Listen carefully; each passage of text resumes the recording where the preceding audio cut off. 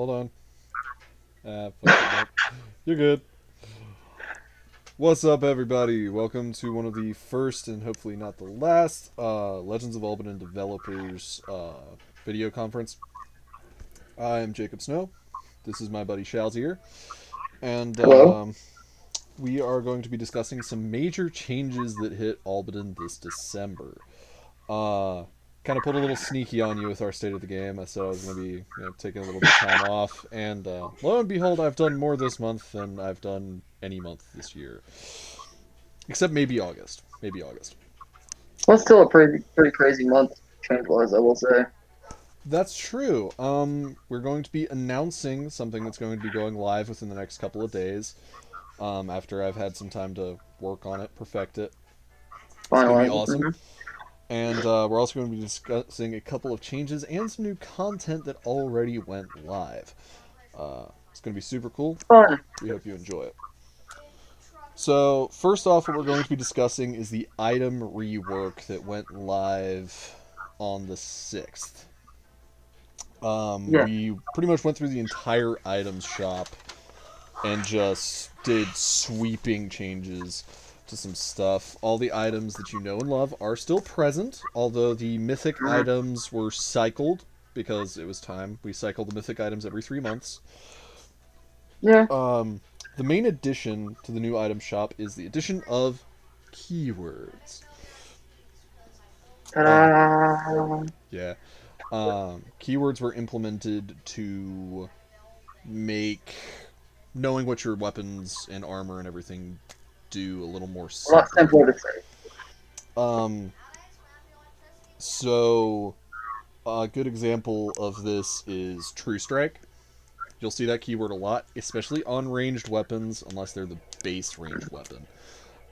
True Strike means that it does this much damage all the time, every time, without having to roll. You don't roll for damage with weapons that have True Strike. Do you have any questions regarding that? Not really. My only issue is like how will we word it like on the thing? Would it just be three powerful or like two true strike or something? How you have it, but you have it backwards. It goes True Strike 3 or Okay. Powerful 3. That's a lot Um, easier than saying this weapon does three base damage. exactly. That's one of the main reasons we implemented keywords was because the Instead of way just we sitting there had 5 minutes explaining one weapon, you got to say three of them in 4 seconds. exactly, and it also makes creating new weapons for future content possible. And a lot Um, easier. a lot easier. Um, but one of my favorite mythic weapons has returned, the And that would Omnivore. be The Omnivore. It's basically a magic minigun. okay, okay. Yeah, it hits on a 4 up, and it gives you So, +8 to your attack speed. what's And the catch? there is a catch. Every hit you get with it, like every hit that does successful damage, it has True Strike 2, so it does 2 damage with every hit. But if you're an attack speed build for your character, you're going to be reaching attack speeds that are just insane. Mm-hmm. Um, the catch is that every successful hit gives you 2 hit points, and this can take you above your max. So like, if you make like 5 attacks and all of them hit, you just gain 10 hit points. If you haven't taken any damage, you're 10 above where you were. The Hmm. downside is the omnivore must feed, and what that is if you miss your attacks, you take 2 damage. So let's say you make 5 attacks, 3 of them hit, 2 of them miss, you gain 6 hit points and lose 4. So you'd be just gaining two hit points. Yeah. Um, Okay. if and with it being a 4 up, you've got a 50-50 chance of making your attacks. Going I always thought all three up in. was 50-50 in my opinion, but yeah, four up sounds better. Well, with a 4 up, it's 4, 5, 6, which is 3 numbers, and 3, 2, 1, Yeah, now that which I'm is three seeing numbers. that. So the Omnivore has returned. He has not been seen since second edition. Second edition, oh wow. That was before I came in the Yeah, game. it's Return of the King, very much so. Um, Now, the reason we did most ranged weapons having True Strike is in a lot of encounters, ranged combat wound up just dominating the field. Nothing could even get close, which made melee classes feel completely superfluous. And Mm-hmm. this is it's the result of a lot of work with our testing team, uh, who is not in on this call, but we may get them in on a different call, some other episode. It would be optimal. It would be rather nice to talk to them. It would be, yeah, because me and you mainly do the designing. But Designing, I do a couple warbands, the fun stuff. yeah, and but the testing team is really invaluable to what we do because they're the I'm people also we excited to see who exactly yeah is on the testing team. they're the people we test this stuff out on, and they've got the patience of saints. Let me tell you. Probably about as fun as doing game testing, so Yeah, it gives them and kudos. so by adding True Strike to the weapons, we basically have made it to where ranged is still good, but Mm-hmm. it's not going to be so good that, well, why would I even use a sword? Exactly. That's what I was going to do with Wanderer, where Wanderer would just carry the team if it was a ranged encounter or anything like Exactly. that. If it was an encounter on an even vaguely big board, just Mm-hmm. keep back row strafing with your ranged support, and And that's exactly what it'll it be did, and now that's not fine. exactly an option. Well, it is still an option, but combined with ammo consumption, it makes ranged a lot more realistic and a Mm-hmm. lot less dominating of the Magically field. one-shots you with an arrow. Well, exactly, because I mean, if you really think about it, arrows don't like arrows can have like critical hits, like if you, Mm-hmm. but pretty much the rest of the time, getting tagged by an arrow, it's just you got tagged by an arrow. Whereas Yeah. getting hit by a sword, there's strike depth, strike force. What did your There's a lot armor more. do? There's a lot There, more like dynamic to a yeah, a lot sword more. fight than there is Exactly, a arrow lot fight. more. It's just pew, pew, pew. Yeah, I mean that was brutal, especially when PvP was a thing. But we'll get to that part of Yeah. the video. So the My next favorite. thing, I've brought some service to our solo players. I know you're out there, you're and a lot of the content that we designed this year was targeted for larger groups. Mm-hmm. And so Wandering Hero quests are here. Wandering Hero quests are a tab of their own on the menu. Which is And smart. yeah, and unlike the Infinite Adventure deck, which is wonderful, I love the Infinite Adventure deck, but Wandering Hero quests are specifically targeted for players who are brand new to the game and trying to figure out what they want to do, people who are testing a new build, and above all, for the solo player. If you don't have a Let's playgroup at let's all, face it, you're not going to exactly have a lot of people because we're all over the country at this point. oh yeah, we're all over the country, and in addition with COVID and everything, sometimes the playgroups just Yeah. can't get together. One of you gets down with the sickness, and you can't get together for a couple of weeks. But you Yeah. want to play your game, we've got you covered, fam. Mm-hmm. Wandering Hero quests include, but are not limited to, Pest Control, which sees your player fighting against like wolves, bears, and shit. So it's like Um, side quests, yeah, they are a lot like side quests. That's a very good way. which the side quests are really for them for like just doing something real quick and solo. Well, exactly, and I plan to either this month or next month do a video where we see how many Wandering Hero quests you can clear in 15 minutes. It's That'll gonna be be a fun video. oh yeah, I'm really looking forward to it. It's just getting the timing together and everything's going to be a little tough, but we can do it. Mm-hmm. We can manage it. Either me and you or me and somebody on the testing team. Yeah. My favorite missions are assassinations because it tasks you with dealing with a single HVT, if you will. Um, Huh. we're not talking That like, just sounds fun. oh yeah, one of my favorite one is the Dwarven Bandit. Um, and Like Orphan so Army Bandit. yeah, exactly. It's a dwarven robber is the monster's official name, and really scary stats. I can see the fight going very 50-50, especially if you're not tanky. Mm-hmm. But it's still my Now favorite might I encounter. ask, Oh, go ahead. For the Wandering Hero quest, how would you run the like monsters and the heroes? Like, how would you run the monsters without them being so fixed to where you win automatically? Basically, we have a rule for that, and that is the director must play the monsters in a realistic way. So this is good for both mixed play and for solo play. If you're Hmm. just playing alone and you're fighting a bunch of wolves, the wolves are not going to stand there and just let you kill them. Yeah. They're going to engage you. Um, and in addition, with solo play, it's really if you're cheap as fuck, you're gonna I'm just gonna do these solo quests over and over and over again and not let the guys do anything so I can. Why are you even playing the game? Just go away. Um, Exactly. and straight up, first and second edition, a lot of before I had the testing crew entirely together, a lot of the Hmm. testing was done as solo play, and that's how we wind up with such tight balancing. Hmm.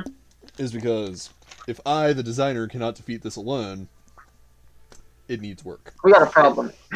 Yeah, exactly. That was one of the guiding lights that helped us survive first and second edition because they were rough. Um, was if I, who knows the game in and out, can't do it, what chance does someone I'm trying to teach, or someone who's just at the website just trying to puzzle it out on their own? What chance do they have? Hmm. Which is a smart way to think of it, actually. Oh, 100%. And but yeah, Wandering Hero Quests are super fun, and one of my favorite aspects of them is they also teach you about the world of Albadyn. Um, Oh, so a little lore nuggets in the way. Okay, cool. Yeah, exactly. You get little lore bits. Each region of Albadyn has its own threats to deal with. For instance, in Inyan, which is the I human haven't seen that kingdom. map in a long time. Yeah, I mean, I have it on um, my phone, but I just haven't looked at it in a long time because it's way back in my camera roll. yeah. Well, on the bright side, the map is on the website under the curated content tab. Huh. It's the lead picture for the curated content. Now that Um, I know that, I get access to it. yeah, and but in Inyan, you have bandits and you have pest control. Whereas with Hmm. Donyavar, you have more of an Ash cult presence and more I think undead. that's the like Asshole kind of center of fun. Yeah, exactly. And as the months go by, more quests will be added, some quests will be subtracted, and we'll just gradually introduce you to different regions which have different threats and different challenges to be dealt with. So And it's assuming these heroic the heroic quests, they will be like a cycled kind of weekly, maybe not weekly, but you know what I'm saying? Like it'll be cycle every little bit. the Wandering Hero quests. Yeah, or is there going to be more like the Infinite Adventure where it's like a deck of cards, you just shuffle them and play 'em? Well, if you want to do that, it's super easy. I actually have one right here. I made it myself. It's just a little index card. I just write all the valid stats on it, and I shuffle it up and just, draw a couple. So really, Um, you just kind of like have the resources on the site. You can either make cards or just pick one or another. yeah, exactly. Um, Okay. and with Wandering Hero, I'm not sure if we're gonna cycle it or if we're just going to make it really big and just scroll and scroll and scroll and you know, Both are good ideas in my book. oh, straight up, it's gonna be fun regardless. And Hmm. as a designer, Wandering Hero is an oasis because you need to do something for the game, but you don't have the mental energy or the time to really sink into just, I'm going to make a 3 stage encounter. We got to make sure it's got all the narrative bits down pat. We got to make sure the encounter pacing is. Yeah, Ah! especially in these times, you just really just can't do that kind of stuff. So these little one-page things, they're nice to have. Well, exactly, because it's like one lore paragraph and then the monster stats. And then you just Mhm. tack a reward on it and bargained well and And done. boom, you're done. Yeah, a lot easier to manage than, Making a raid every 3 months. yeah. And I mean That's that's a subject for a different video. Once we it get is. a It little, is. once we get a I little can't wait fur. for that video 'cause I'm pretty sure I know which way you're talking about. Oh yeah, super excited for it. We've got something. Me and Shalzir have something super special in the works. Super excited about it, but we're not quite ready to share it with you all yet. Hmm. Um, Now, as a fun little thing with the Wandering Hero quests,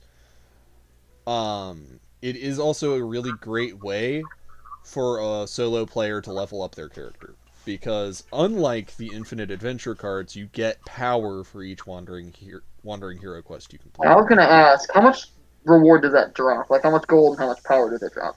Around 100 to 250 gold, unless it's one of the more challenging wandering hero quests, but those are few and far between. I think the highest reward we've ever had is like 350. And Makes regarding the sense because this is supposed to be done like in 3 minutes. Oh yeah, exactly. And regarding power, the power usually drops between 1 and 4 power. With two, That's an okay one for what it is. That's well, good. if you complete 5 of the 2 power quests, you have enough for a pretty decent skill. Exactly. So I think it's a good payout.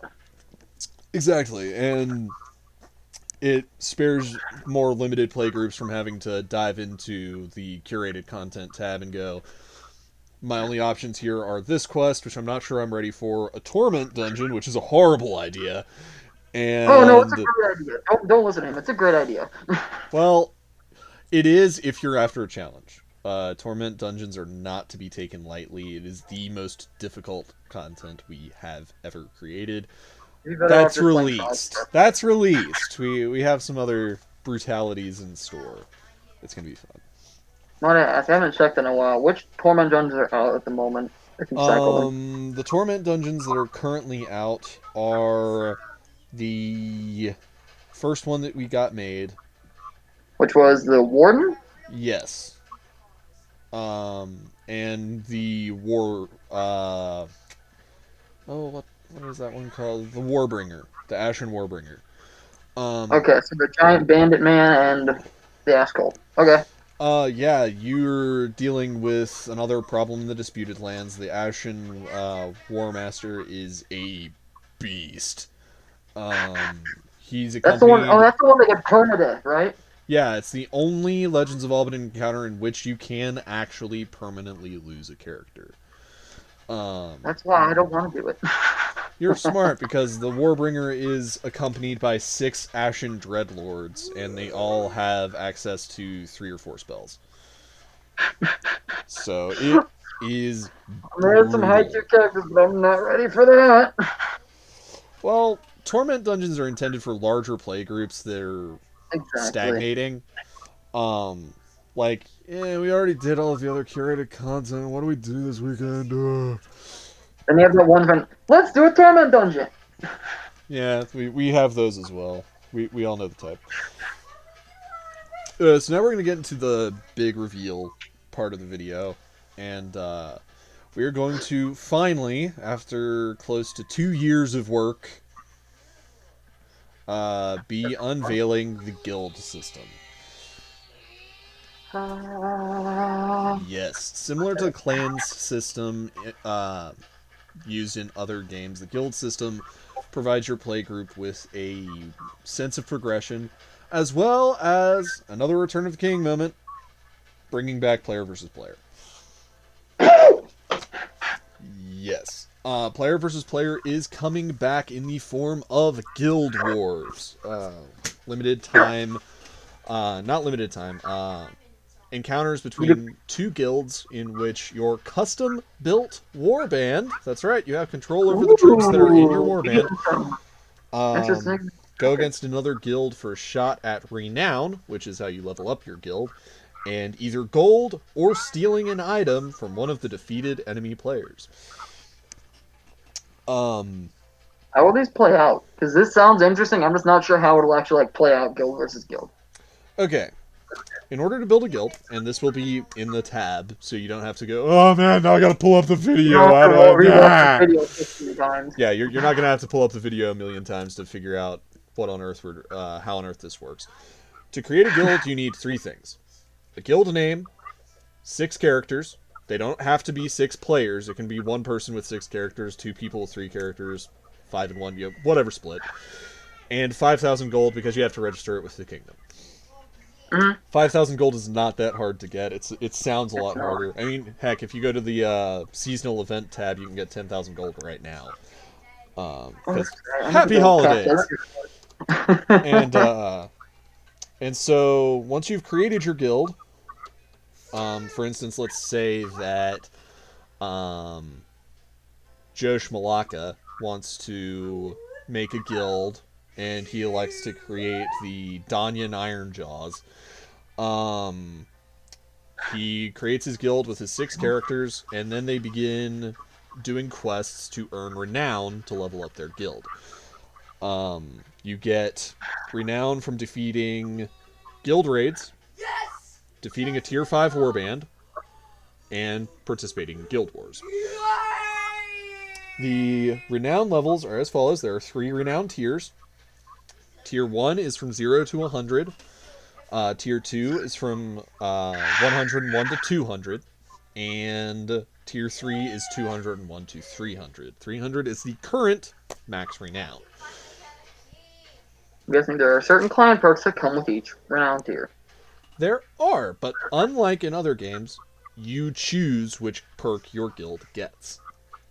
Interesting. Okay. So, in a way, you customize your guild as much as you customize your character.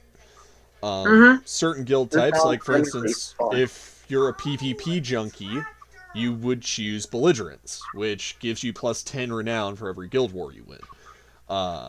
Or you would choose, if you're more PvE related, you could choose Fixed Contracts, which give you 10 gold, give you 100 gold for every monster you kill. Oh, that's actually okay. Once you hit 300 renown, you'll have 3 of these. And so you could do Belligerence, Fixed Contract, and Bounty Hunter, which gives you an additional 500 gold per mode you complete. It's not... Bounty Hunter is not good for... And these are all working titles. The title may be different, and some of the effects might be a little tuned. But the basic gist is the same.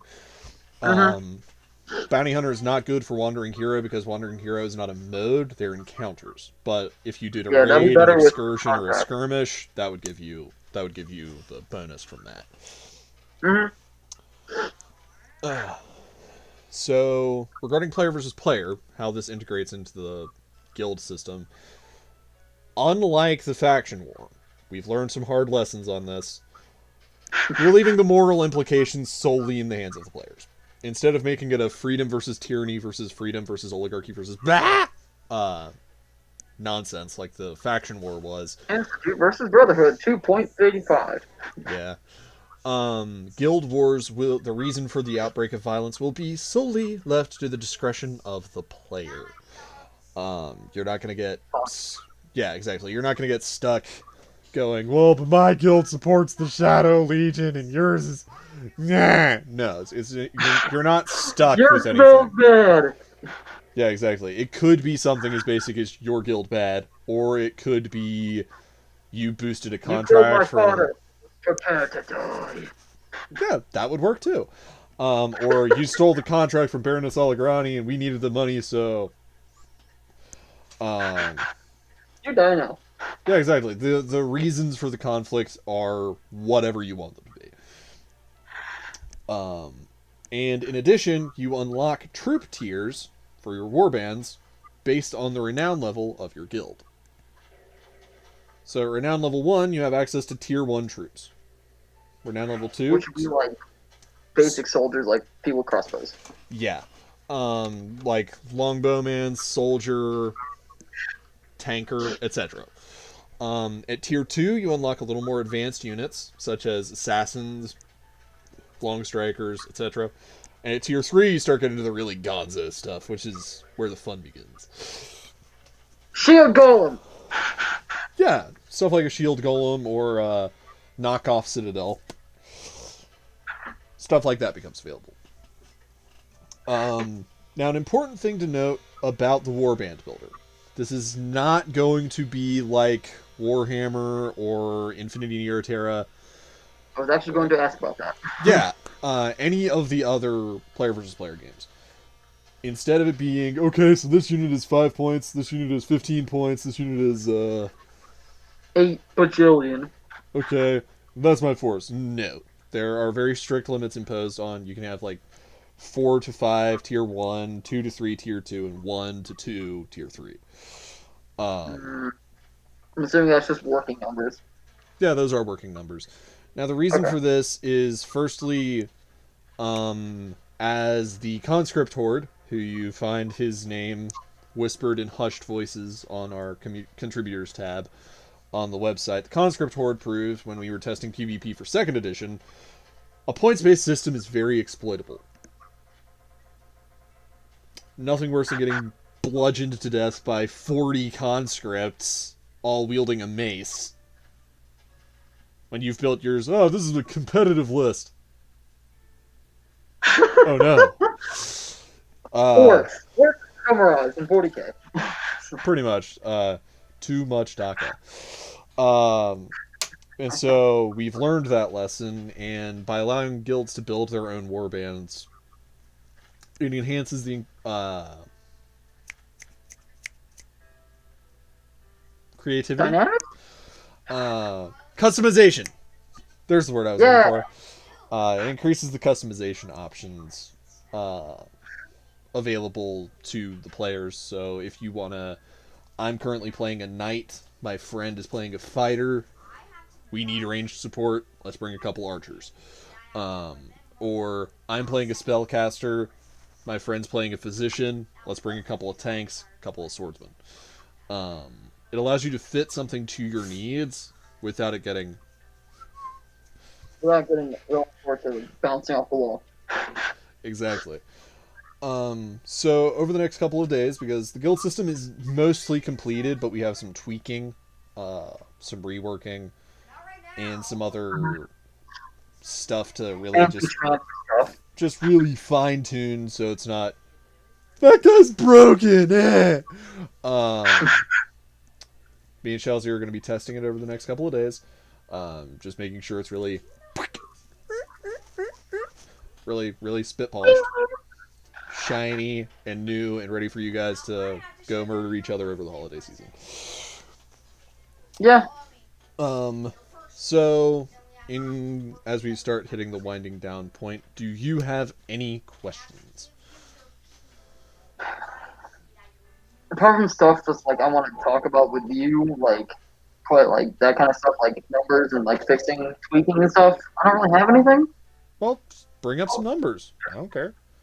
All This right. is a developer We're gonna chat. stay on, We're we're letting gonna stay on the people's. PvP section because that's what's on my mind at the moment. I feel like the numbers that we have currently, like only like 5 at most tier 1s, I think is a little too low, in my personal taste for it. I feel like it should be bigger, but I don't want it to be like too big to the point where we have 1,000 troop 40k battles in Albadyn. Yeah, that would be a guild war getting a little out of hand.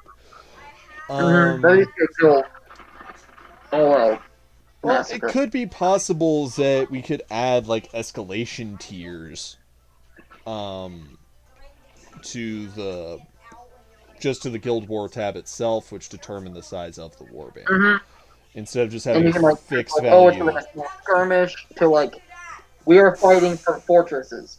Yeah, exactly. And that Speaking also, speaking of the fortress thing, yeah, will the guild wars just be like normal PvP, or will there's gonna be huge events like those like in Clash of Clans where it's like 2-day huge events where like one day you're prepping, next day you're just doing full battles. it honestly depends on the needs of the play group. If you want it to just be, I got a beef with you, let's settle it. Just grab It a would just be couple, right then there. yeah, just grab a couple boys and go. Let's do this. That could totally work, but for a grander encounter, maybe for a greater slight, like the "you killed my father" example that you used, um, it would be possible to go. We're gonna have bands that are this big, Mm-hmm. and the defender turns in their warband to the attacker. So like a 3-day thing. Day 1, defender builds their force, turns it into the attacker. Day 2, the attacker builds their force. Day 3, they actually get together and do the fight. Um, Mm-hmm. it's just to the discretion of the playgroup. How grand do you want this to go? Um, Now, understandably, however grand you want it to be, there will still be constraints. Simply because we got to keep the lore and the narrative in mind. We don't want to start another Shadow War so soon after the last one ended. As But, adamant as I would be for that.